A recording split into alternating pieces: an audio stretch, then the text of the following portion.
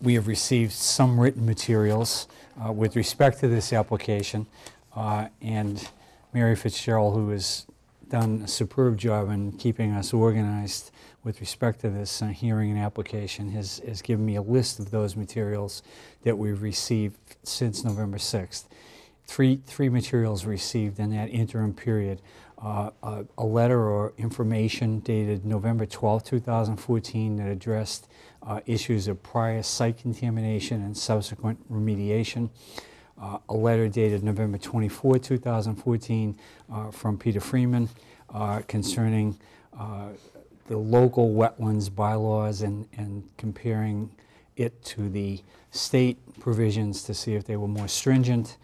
And then finally we received a second letter dated November 24, 2014 from the Milton Fire Chief regarding comparisons between 131 Elliott Street and 88 Wharf, which was a subject that came up during the last session of the public hearing. I understand there's additional materials that have been presented tonight. Peter, is that right? Yes. That I haven't listed. And could you just list them for us, if you would, as to what's been submitted on behalf of the applicant? What I just handed to your secretary, Mary, so that I wouldn't have to give out this. We have a memorandum, and we also have with Kevin S. Hastings, a memorandum related to the fire code safety issues from Sullivan Code Group, R.W. Sullivan Engineering. And as I had mentioned in email, I understand that because it's just being submitted tonight, that certainly we understand that the fire chief and or building inspector and anybody else wouldn't have had a chance to look at it and to respond. I had initially thought that we would defer even presenting on it until the next hearing. Mr. Connolly wanted to have Kevin here, and the pleasure of the board, naturally, we understand fully that neither the board nor, as I said, anybody else, town departments, would have had a chance to see it. So if you want us to present either now or after we go through a few housekeeping things, or just defer, that's certainly up to you. The other thing that we have, which I don't think is submitted, is a large-scale plan showing the grading and the heights. That was a question that came up last time. We didn't have a chance to submit it before tonight. That's relatively brief, so again, whenever you want us to, our architect, Kurt Raber, can hand it in and just briefly explain that to you. I think those are the only... The existing conditions, the new existing conditions. I'm sorry? I see that there's a... Oh, okay, did you just submit that tonight? I brought it. Oh, okay. There's a plan that apparently been submitted to us that shows existing conditions, and it's revised through November 24, 2014? Okay, that's fine. Well, Peter, I'll leave it to you as to what you want to present. We're here tonight, happy to hear whatever information you want to present to us. Before we get underway, just to sort of summarize, and I'm speaking only for myself and not for the other members of the board, but in thinking about this today, preparing for the hearing, it just strikes me that although there may be other issues that I've missed or failed to list this evening, but it seems to me the four principal issues that have sort of emerged through this process so far have been traffic, parking, Concom issues, and most recently the fire safety issues that were identified at the last hearing. And we can, at the appropriate point, we can talk about each of those issues. Peter, I know that as it relates to the Concom issues, you have submitted a fairly detailed letter that I referenced in my beginning remarks of what we received since the last public hearing. And in reviewing that letter, it strikes me that the essence of it is that you're saying that the local bylaw provisions are not more stringent, and that therefore we should feel comfortable in waiving them. Of course, I can think of a counter approach to that, which would say, well, if they're not more stringent, then why do we need to waive them? But we can leave that for another day. That was just something that struck me this afternoon. Because the fewer waivers we have to grant, it seems to me, the better off we are. But in any event, the traffic issue is sort of distilled to its essence from the way I understand it from both the police chief and the DPW people, is that they think that the traffic intersection requires a signal. And it seems to me to be the essence of what people are suggesting as it relates to traffic. So those are the issues that I think are the principal issues that have been identified and are on the plate before us. I don't know whether you would plan to address all or some of those tonight, but that's sort of where I see us heading in terms of the things we have to wrestle with in terms of this application. Sure, and I can respond briefly. and then suggest an order of presentation. On the traffic and parking, certainly at the next hearing, which I hope will be nearing the end, we can go over that, although we have had both our own consultants, experts on those issues, as well as the peer review consultant for the town.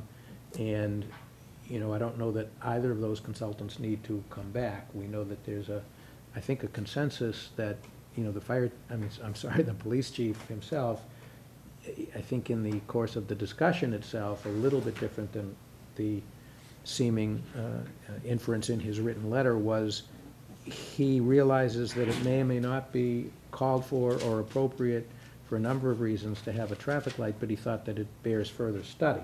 And that seems to be what the consultants were saying, and as you pointed out, it does appear that everybody agrees that it's an existing condition, and it would be, and I believe I'm more or less paraphrasing you, it would be not within what the 40B case law typically says is done when dealing with an existing condition, to throw it all on, you know, on the applicant. So I don't mean to get into that in great detail tonight, but certainly we can address that again.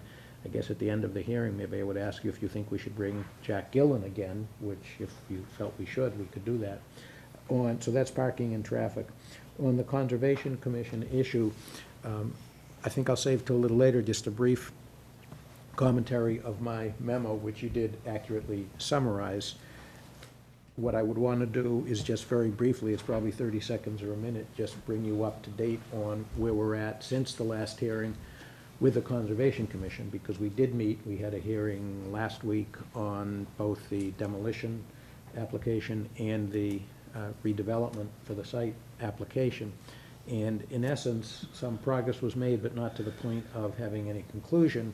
In essence, we agreed that certain additional information would be provided to the Conservation Commission, and most importantly, which also ties into what I said at the end of my memo, we agreed both with the Conservation Commission and the DPW that we would apply for and do what's required under the DPW stormwater management permit. So again, in trying to help you to a comfort level dealing with Conservation Commission / stormwater management issues, we believe that that will help legitimately, because you don't have to worry that you're waiving that particular stormwater management permit for that process.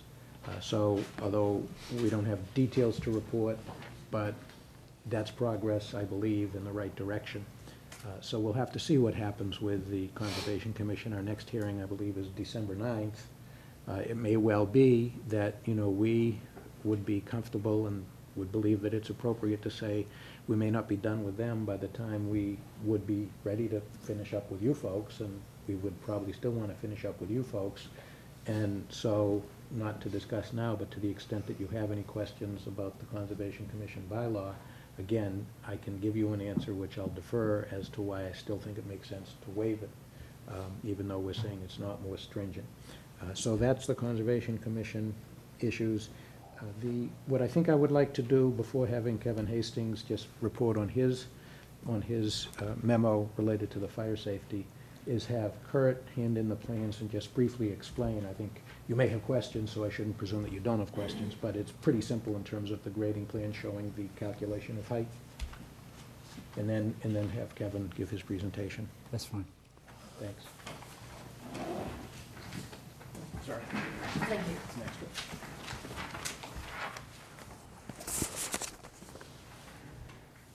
So there's one for each of you. Great, thank you. Yes.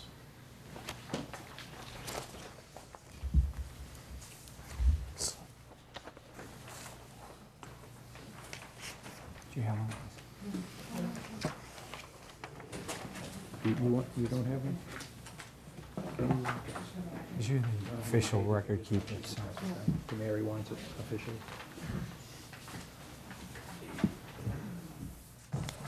I believe it was is this one? Is this working? Chris. Is that working? All right, thanks.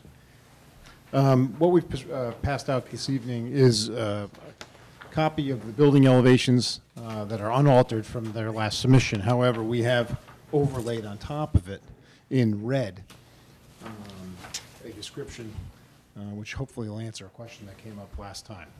And that was a question about the height and where our building is in reference to the existing mean grade.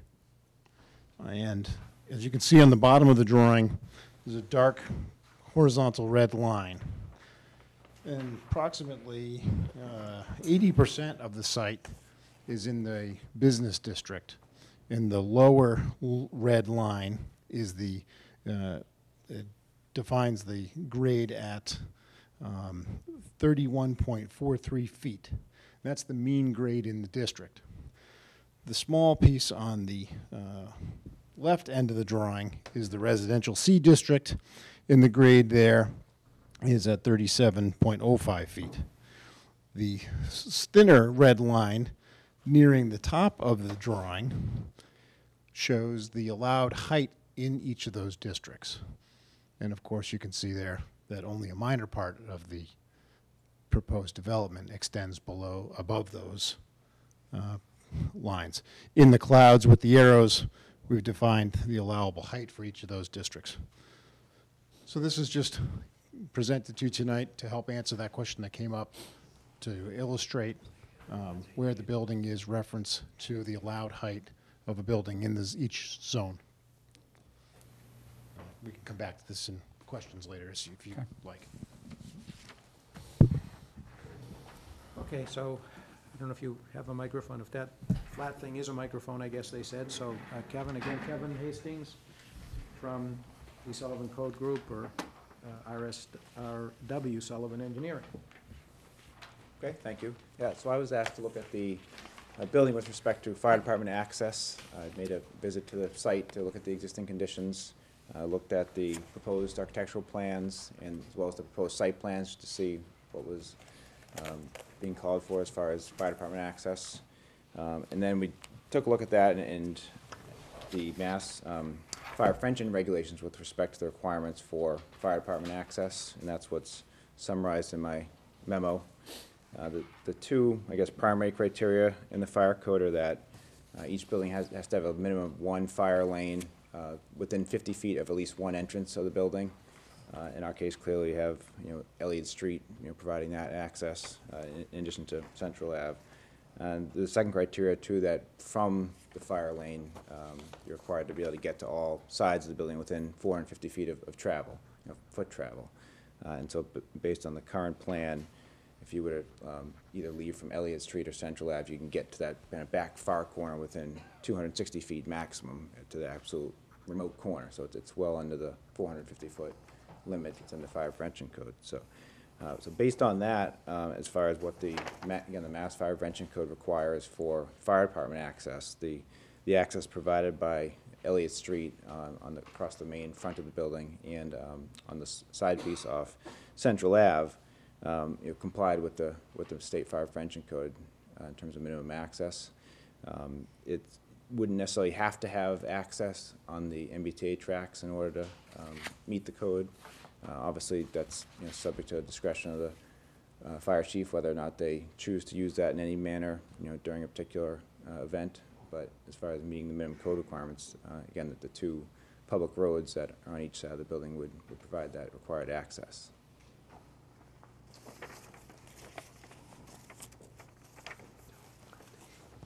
Right, any questions? I have a couple of questions.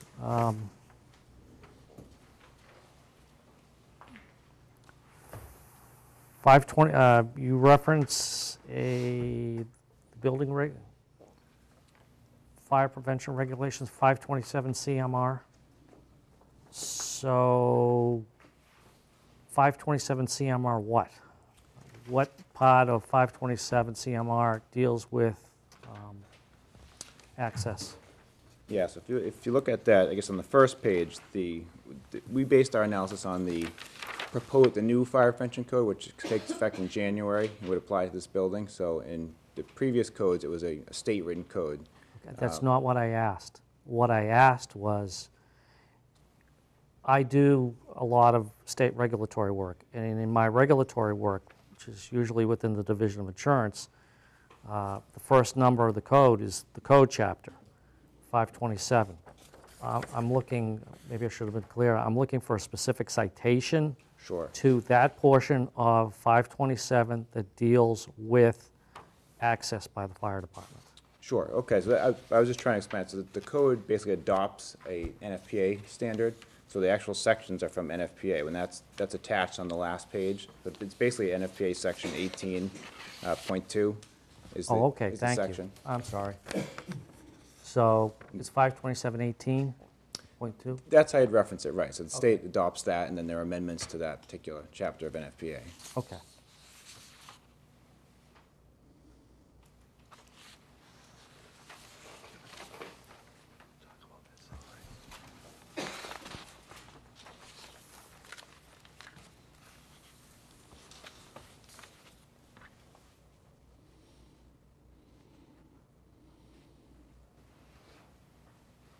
I can tell you while you're reading if you'd like to. I did forget to mention just the last bit of the memo just had to do with building code requirements in terms of the proximity of the new building to the lot line and any potential future construction that could potentially happen on the adjacent parcel. And the primary point there is just to say that the building code is concerned with the location of the lot line. That sets the required fire ratings and limits on openings for the building we're proposing. It's essentially blind to what happens on the other side, and that obviously any construction on that lot would have to follow the building code depending on how close they were to the lot line. But all of the applicable code requirements are strictly based on how close our proposed building is to the existing lot lines. Yeah, obviously, we're just reading this for the first time, or at least I am. It came to us this afternoon, so I haven't really had a chance to read it, much less to digest it. But let me just ask you a practical question. So the fire chief comes and says to us, this is an unsafe condition from our standpoint. We're the guys that fight the fires, and we think it's unsafe that we can't get to the MBTA side of the building with our apparatus. And we think it's unsafe that we can't properly use ladders on that side of the building. And I went with my 7-year-old grandson on Saturday morning and took a look at the building, and I can see his point. I mean, I think it would be very difficult to put a ladder up there with the existing lines that are there. How do we deal with that as a board? So you give us regulations, and I can read them probably as well as most, and I understand what you're saying, but how do you resolve that tension? How does a board in our position say to the fire chief, you know what, you're wrong, or the three of us, 3 lawyers, we think you're wrong about fire safety. How do we do that? That's the tension that we have, and that's what we have to address. And I'll wholeheartedly agree with that was why I was being the way. The fire chief's comments really, really trouble me. And so what my chairman's comments here are kind of where I'm at. Yeah, I think for me, sorry, should put some water. Really need some water. Do you want to take a break and get a drink? There's a bubbler outside. Get a bubbler. Real quick. Take your time.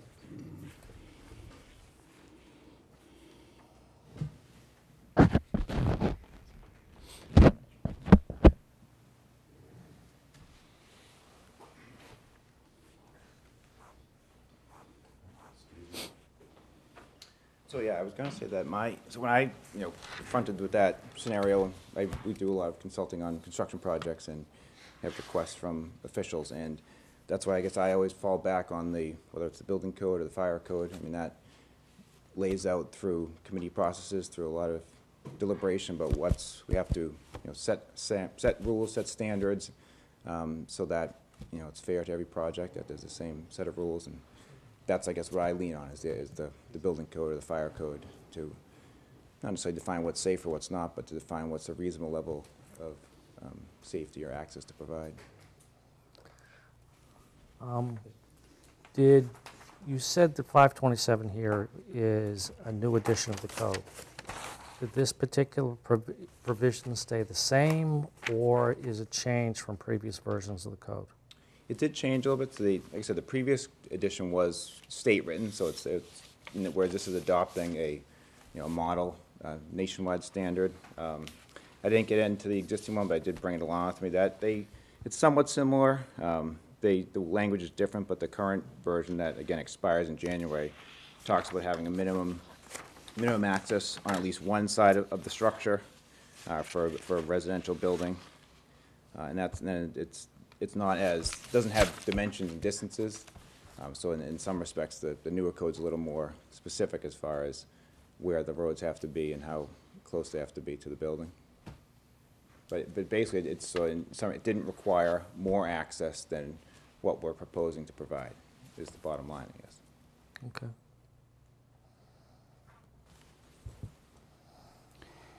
In section 18.2.3.3, which is multiple access roads, it contemplated a circumstance where maybe more than one access road could be required.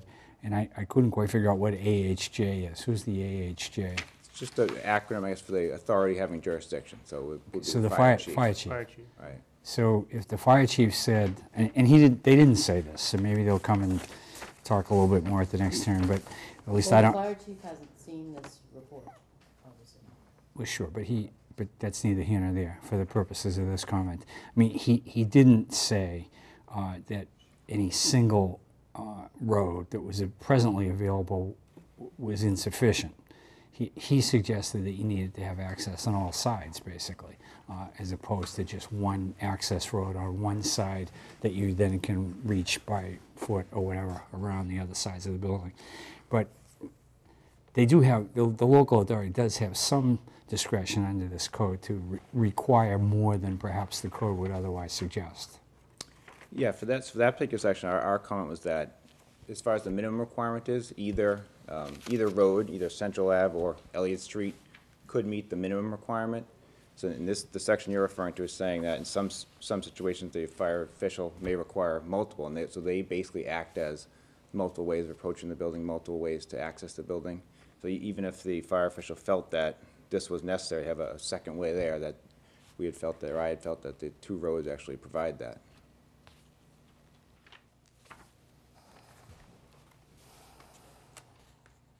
So from your perspective, do you see any safety issue associated with the inability to get to that other side of the building from a fire safety standpoint?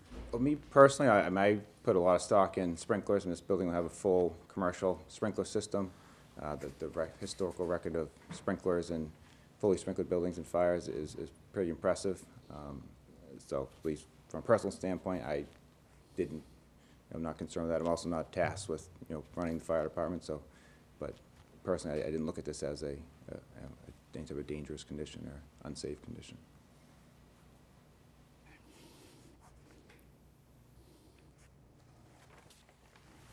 Ted, did you have any questions? I don't have it in front of me, but can you remind me, is on the riverside, is there any distance between the building and where the terrain drops off to where the MBTA track is? Yeah, I believe on the current plans, around approximately 5 feet. I believe. 10 feet.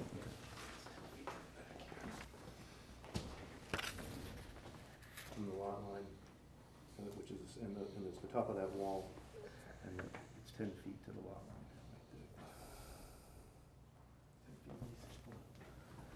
line. It might be 5, hold on. I thought it was Yeah, 5, it's 5, sorry. not 10. Yeah, it's 5, I'm sorry. It's thinking on the side.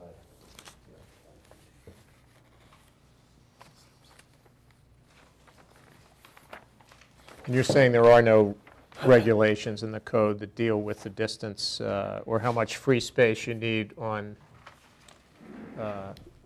any side of a building? There are some related ones. Like I said, the building code governs it based on, so depending on how close you are, you have limits on windows and having to have fire-rated walls. So the fact that we are 5 feet does put some requirements on the building as far as, again, the windows.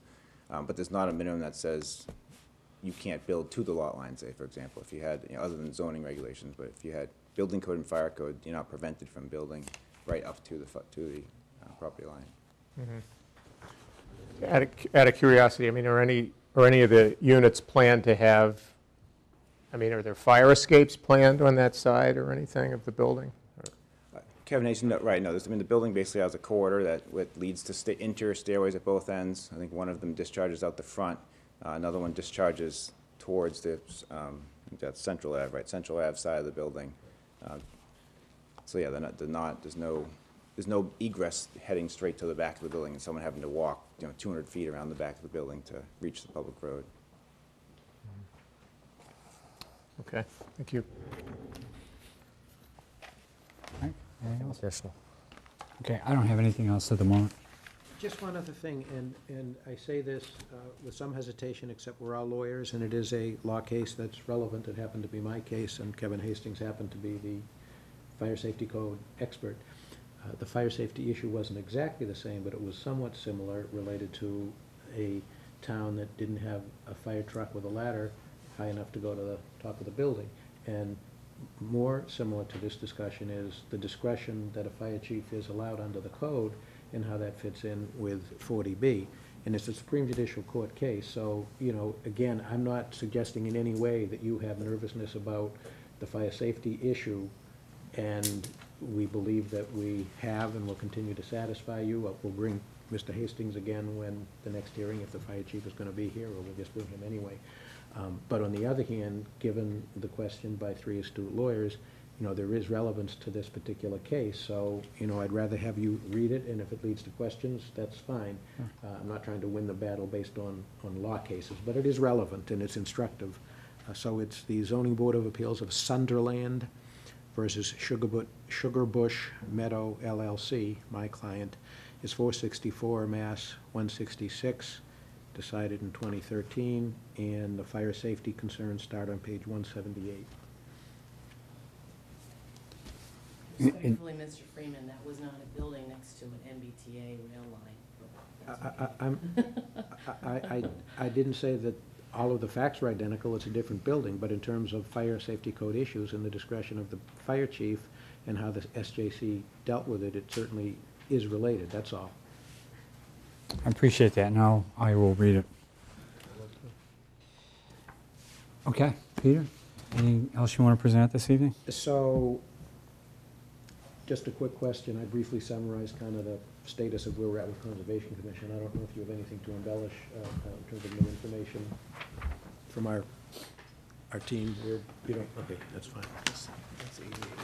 Mr. Chairman, I did speak to Joe Lynch, the DPW, and as promised, he had spoken to consultants from the applicant about the stormwater issues, and I understand from Mr. Lynch that there's supposed to be some additional material coming in from the consultants because there were some sort of gaps in the information that had been supplied, and so that there's further investigation being done on the stormwater. That's correct. We're coordinating with the town and with an underground subsurface that has to get to the pipe cleaners, and they're gonna kind of camera the drain line in Elliott Street and Central Ave to find out condition, the size, where they go, so we can get to the bottom of some of the roof drainage issues, capacity.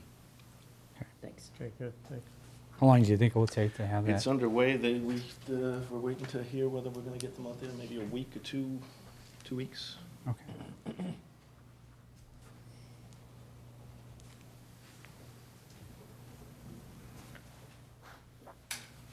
So we don't have more information. I would only give a very brief response or commentary to the list of the 4 main items again, which, as we all said, we agree, those are clearly the issues that presumably you would address in both the further hearings and your deliberations. On the traffic and parking, I will just say very generally, we understand the concerns that people have expressed, except we do believe that both the town peer review consultant, Conley Associates, as well as our traffic engineer, have basically satisfied our burden, certainly, that we're really not exacerbating a situation and that we're not creating any safety problems. And I know the parking is often perception, and I just have to defer to the experts that in fact there won't be any increase or detrimental impact, increase in a problem or detrimental impact from our project on the merchants and the local parking situation. On the fire safety, I won't say any more. Again, we'll address that again, have Kevin Hastings back at the next hearing. On the Conservation Commission, the memo that I submitted, the only thing that I would say briefly is that the reason that I do think with a 40B application, it is still meritorious for you to grant the waiver is it's supposed to be the one-stop shopping. You know, we certainly are optimistic and hopeful that we work all things out with the Conservation Commission, and the state standards which are applicable will cover that. If we disagree on interpretation of standards in the state code, then there's a DEP appeal.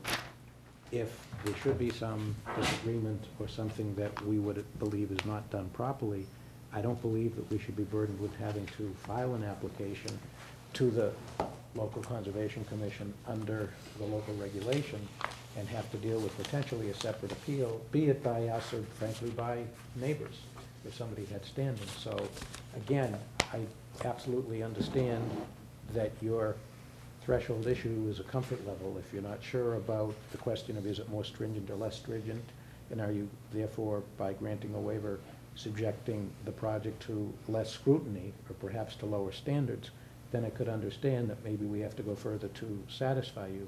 But since the memo shows, and we're happy to discuss it further if you want, but since the memo shows that there aren't any more stringent standards, we believe that it's well within the spirit and that we're entitled to, under 40B, to have that waiver. It's as simple as that. To have to create another level of application and potential appeals, you know, I don't think that that's what 40B was intended to do. So, Do you have a sense, Peter, of whether the Conservation Commission agrees with your view on the stringency of the local bylaw? I can't say that I discussed it directly. It didn't come up at that hearing that we went to, and I think this memo was after that hearing. But the short answer is, I don't know that they could assert that there are more stringent performance standards because of the language that I cited. You know, in the material respects, the wetlands bylaw locally and the regulations say we adopt by reference the state DEP standards, performance standards. And there were a few differences, as I pointed out. I wanted to be very thorough. Quite candidly, I thought I could just kind of summarize, and I said, no, in fairness both to you all and as well as to me, so that I wouldn't miss something. As you saw, I went through each and every section, and there are some minor differences in definitions, which don't amount to anything in terms of any material differences there. And then there were those 3 or 4 things at the end of, I believe, the regulations. I believe it was section 6, where, as we pointed out, and these could be conditions. So when I say waive, yes, waive, but my intent is that we agree that the erosion control provisions, to the extent they might be more stringent, we agree with complying with those. To the same with the oil separator, makes a specific reference to certain standards, and we agree. We will be doing that. That's what's already proposed.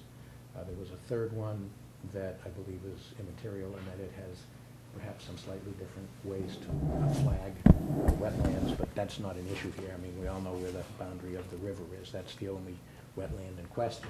As you all probably know, if you have bordering vegetated wetlands and you have to have experts look at the species and the type of soil and all those kinds of things, then it could be more of a question about flagging the wetlands. So we just don't think that that's material.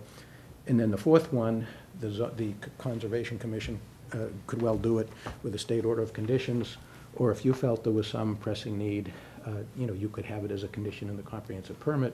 And that's the section of their regs, the wetlands regulations in Milton, that say they could establish a condition requiring some surety for performance, some surety or some type of restrictive covenant. I don't think a restrictive covenant comes into play here because typically, especially with conservation commissions, that's to preserve some open space and prevent development, things like that. But this is, you know, the previously developed property, so I don't think that that particular provision is relevant. And I don't think that surety itself is it doesn't seem to indicate surety in terms of what sometimes is done to assure completion of infrastructure. So again, I don't think that there's any harm that's being done to the town by those things because either they're essentially not applicable or we agree to, you know, to comply with them. Okay. So I would say, in essence, that's our show for tonight. Any questions? Not sure about that, but on the environmental reports, Mr. Cordero, would he be able to give some kind of a summary for us of what those reports that were produced? Do you think that would be a... Sure. Oh, actually, thank you for mentioning that. I meant to just clarify with what the chairman started off with, you referring to the prior site contamination reports? Yes. Yeah, thank you. I meant to ask about that myself.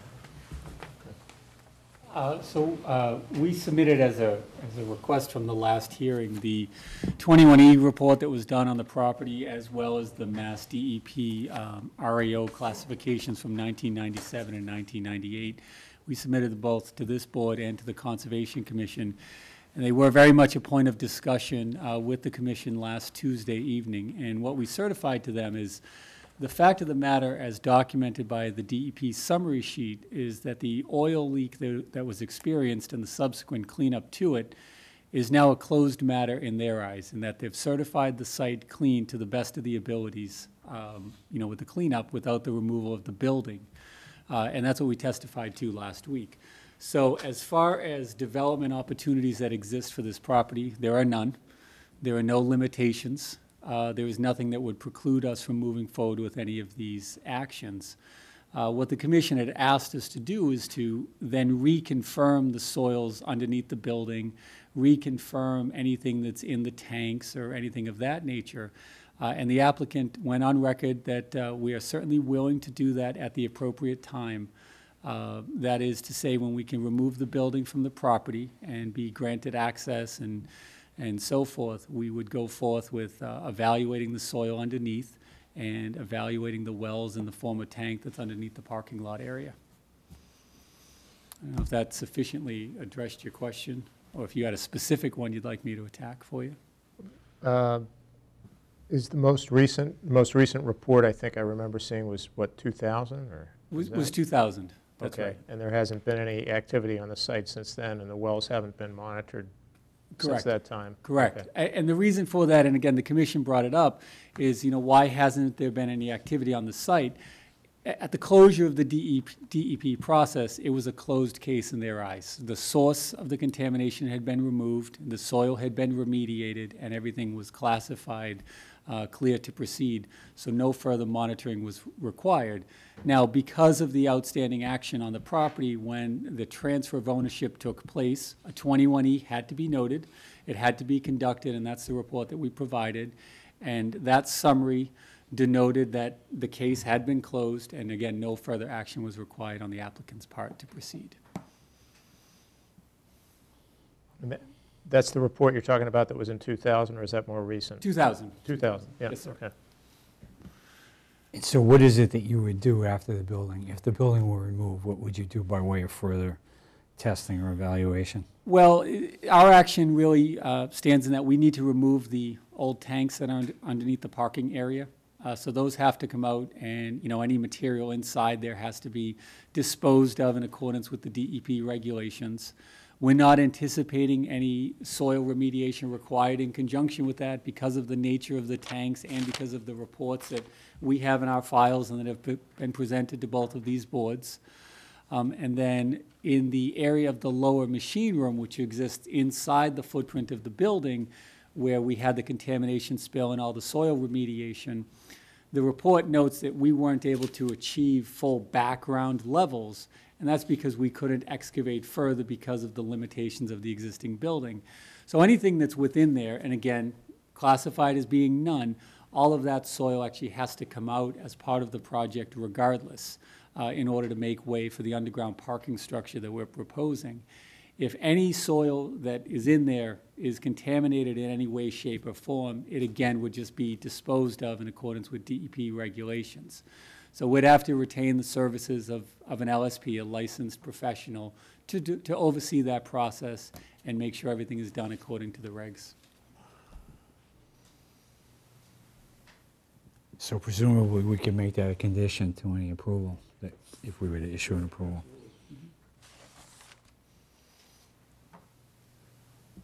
Okay. Anything else? No, sir? Frank, questions? Nope. Ted? Nope.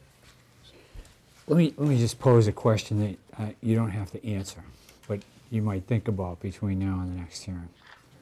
And I ask these questions more to be a devil's advocate than I do necessarily to reflect any current way that I'm thinking. So don't read too much into what I say. I just like to test you. But to go back to the traffic issue and the signalization issue, I think reasonable people could differ about that issue.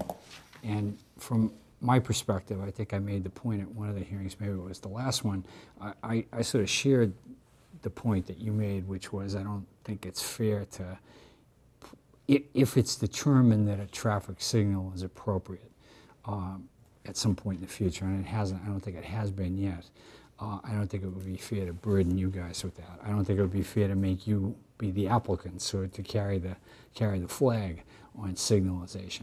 But what if we were to say to you, if, as and when the town decides to go forward with a traffic signal, what if we condition this approval on some economic contribution, not the whole thing, but some economic contribution to that signalization?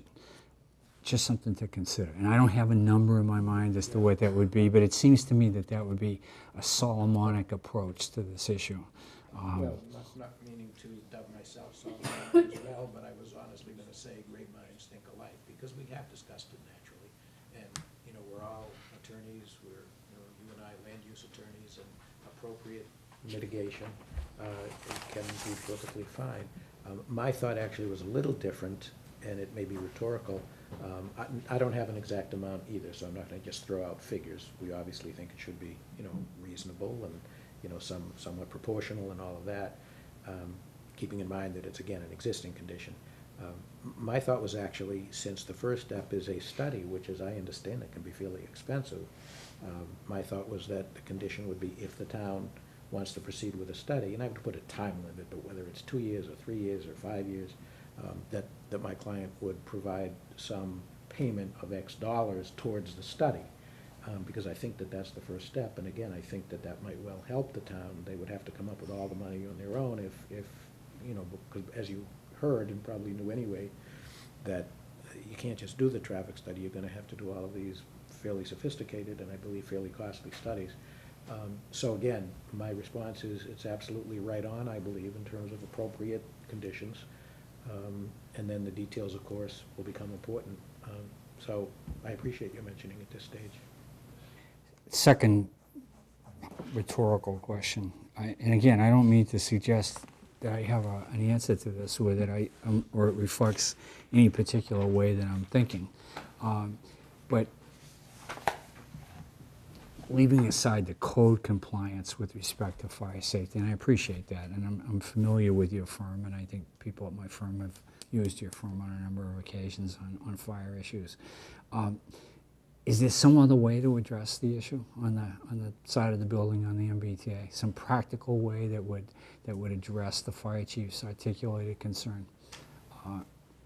I don't know. I don't know. I don't think we should give answers off the cuff. No, I don't want you to, but it's just things to think about for the next hearing, because it's the things that are on my mind. Mm-hmm. And those are really the two principal ones. Any other thoughts that people have that?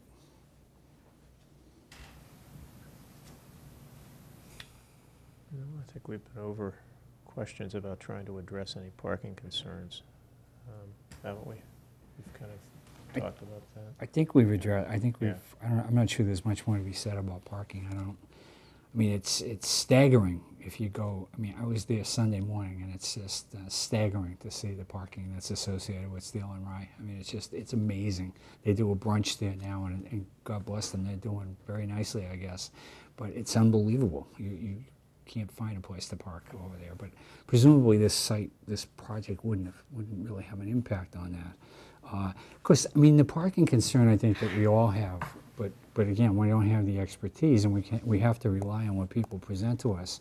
I'm still very skeptical about the notion that the number of spaces that's being provided is adequate. Now, I guess the way you answer that and you address it is you say, well, we tell the people that rent these units that they get one space and that's all they get, and that's it. And so tough luck. If they want to have 2 or 3 cars there, they just can't do it because they can't park on the street because there's no overnight parking. I presume that's what you would say is the complete answer to all of that. I'm not sure that that's necessarily a complete answer, but I understand it. I understand what you're saying. But to me, it's counterintuitive, frankly, to think that 57 apartments is only going to need, whatever it is, 77 spaces. I find that in this modern world where I come out of my own driveway tonight and I've got 5 cars in the driveway, I find it's really hard for me to believe that that's going to work. But so it's just something that's on my mind, and you can address that or not address that in any way you choose to at the next hearing, but it's a lingering issue for us. And I mean, one way to deal with it, and I know it's sort of verboten to even suggest this, would be to reduce the number of units that's being proposed. But I don't even want to get into that whole issue of whether it's uneconomic and all of that. It's too complicated for my mind. But it's something I think that is a lingering concern, probably for all of us. So enough said on that Sure. point. I just wanted to give you some inkling of what I'm thinking about as we go through this process. Sure, and we'll certainly, think about that, again, not by way of reducing the size of the project, and I don't know that we have any ability to come up with more spaces, but in terms of honing in on the analysis, I can say, and it's not really anecdotal, but, I do know several things. I mean, the statistics that the ITE has, it's because of the proximity to the mass transit. And that's a crucial factor, because I've done developments that are more suburban, and we know that, something, 1.5 or closer to 2 per unit is more appropriate, and that's kind of where the logic is consistent with the reality. But those are in more suburban sites. I've done projects where they're right at the MBTA commuter lines, and this is not commuter rail, although it's close, but it's obviously the trolley line, so there's access very, very close. And the projects that I'm familiar with do have similar numbers, so again, it's not just a kind of book that's so general, even though it's based on voluminous data that the Transportation Engineers Institute has assembled, but, I know from experience with other clients. And, the other thing is, which goes to what you summarized as our response, which certainly is largely our response in terms of how we limit the parking, but we can make sure that we have appropriate, I'm sure you do this anyway, but appropriate provisions in the lease, and even, stickers or coupons or whatever you would call them, that would be on the cars, and that means the management staff can monitor if people are using spaces that they're not supposed to, and they're very strict standards as to, hey, you get towed if you do that. So things like that just add some teeth to the fact that, they're gonna control the spaces that are there. Even guest parking, that perhaps it could be controlled more tightly. So again, we You may consider laying that out in some more detail for us. as to yeah, we can exactly come up what that with would a be. management program. I for can that. tell you that, having grown up in South Boston, and now going back there since my daughter lives there, parking is a huge problem in South Boston. I mean, it's an unbelievable problem, to the point where they banned all visitor parking there. So it's the notion that people are going to happily be in their little apartments with one car, I don't know, just doesn't resonate with me, but I'll see what kind of things you guys... But Boston itself and their new codes, because I've actually more for my law school class with case studies, but they actually are really restricting the number. They'll reject you if you have too many spaces. I forget what the standard is, but it's quite low to have, because they really want to say, let's get cars off the street and let's basically force people to use mass transit. So. It's an interesting problem.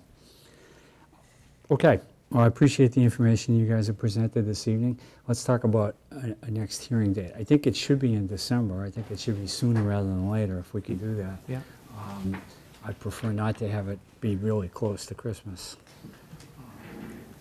So I'm going to look to the estimable scheduler here to tell us when we have availability. Okay. What's a realistic time frame for you to assemble whatever additional information? Yeah, I don't know how much. When is the next Concom hearing? December 9.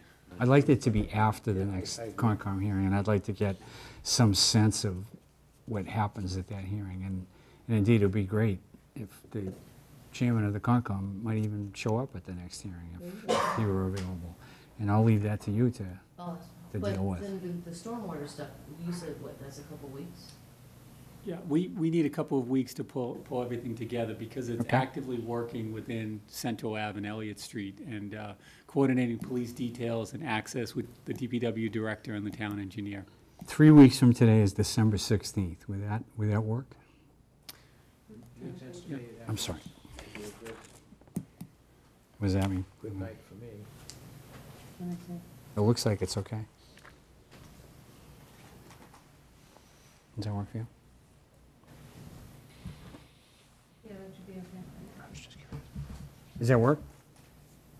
Okay. So December 16th at 7:30? Does that work for you guys? Yep. Is that all right, Peter? Yes, that is, thank you. All right, before I would be remiss if I didn't present the opportunity to those who are present tonight, if they wanted to make any comment or ask any questions, to do so. If there's anyone who chooses to do so, you have to come forward, sit at the table so that your voice can be heard and recorded. Is there anybody that wants to speak this evening? Yes, sir. Just anyone else that's going to come forward tonight, or is this the only person? Okay, I guess you have the sole spot tonight. Good evening. My name is Craig McNaught. I'm a resident of 14 Herrick Drive in Milton. I have a couple questions in regards to this project. I'd like to know if the MBTA has signed off on the project, the site work for the project. I don't believe that that's a requirement yet. We know we have to work with them, so that's certainly something to be done. If the engineers have any more specific. So the answer The is answer is not they- yet. that but- they would have to do, Yeah, sign off on There's it? some coordination Oh, near yeah. near the You have to- tracks. Yeah, you have to get a permit. Yeah, Right. a permit to do what? To get access access the site from the tracks. Okay. yeah. You might I mean, I probably- believe that's been discussed with the, building contractors I've spoken with. It's nothing that's that unusual, but yes, it's something that would have to be done. Now, the Okay. parking garage is going to be underneath the building, Yes.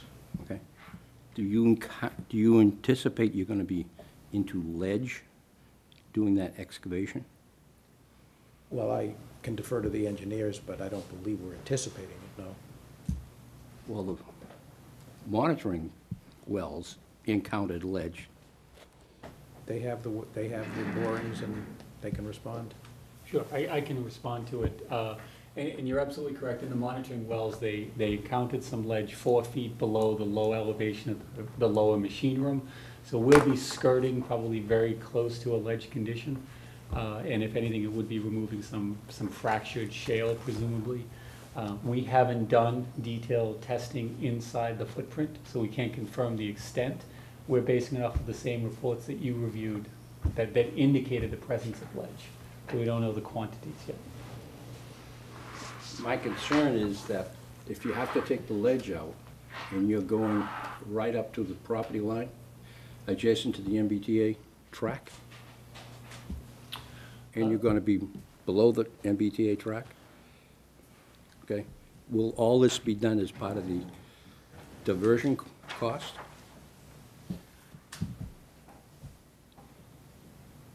I just wanted to let you finish, I apologize. Just 2 clarifications in that, we're not going directly up to the property line. As Chris alluded to earlier, on the backside, we do have a 5-foot separation. But then in conjunction with that, the parking structure is not under the entire footprint of the building. There is a depth, I believe, between the back face of the wall and the parking structure underneath. Is that correct, sir? Down to 25, right, we're down elevation 25 for the garage. Right. Yeah. And the tracks, we're not below that, the tracks are at 23, 24, 25, 25, so the garage elevation is gonna be at grade of the track. The floor of the The floor of garage? the garage is gonna be at grade of the track. Okay. Right. I wasn't able to ascertain that from the material that I have.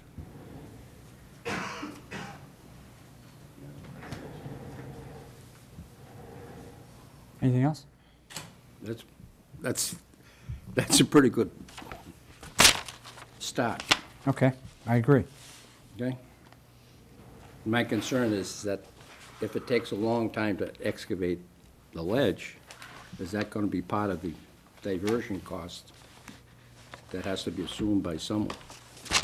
Or is that gonna be part of is the diversion cost for the ledge, if they encounter ledge, is that gonna be on the building contractors?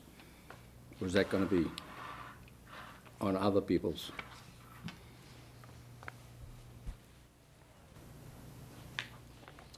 Okay. You understand the question? I understand the question. I don't have a definite answer. Okay. I have a supposition, but I won't state anything. Mr. Chairman, once the demolition is complete and we have a site plan to work on, any ledge encountered to install our building would be our cost, any other diversion. Yeah, but my point is, will the MBTA, have you talked to the MBTA, if you encounter ledge, will that have to incur a second, there's gonna be a diversion cost to take down the building? Right. Is that a second diversion cost to take out, to take out the ledge? If it were necessary, it would be a second cost, if a diversion was necessary. Okay. Do you anticipate that you're gonna crush the ledge on the site the way they're gonna, you anticipate to crush the concrete from when you take down the building? It depends on how, if there is ledge, it would depend on how the ledge breaks up. But right now, you anticipate bringing in portable crushers to crush the ledge and the concrete? The concrete, the existing structure, we haven't contemplated what we're gonna do with whatever ledge we break out of there, if any. We haven't contemplated that yet. I don't know if you gentlemen are familiar with portable crushers. Can't lay claim to that. Okay. They're about 40 feet long, the primary and the secondary. Okay? You come in on a trailer, hitch them up, and it has a tendency to be a little bit noisy and dusty. Okay. There's been a series of portable crushers up in 128 at the 95 interchange. I don't know if you go by that area at all. What's the alternative to that? Pardon me? What's the alternative to portable crushers? Is there an alternative? Is there? Yeah. Don't crush it. Just remove it.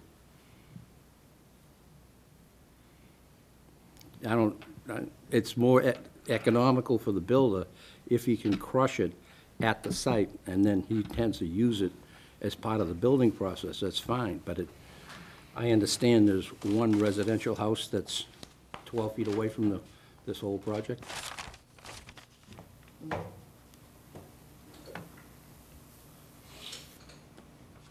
mean, legitimate questions that perhaps we can address at the next hearing.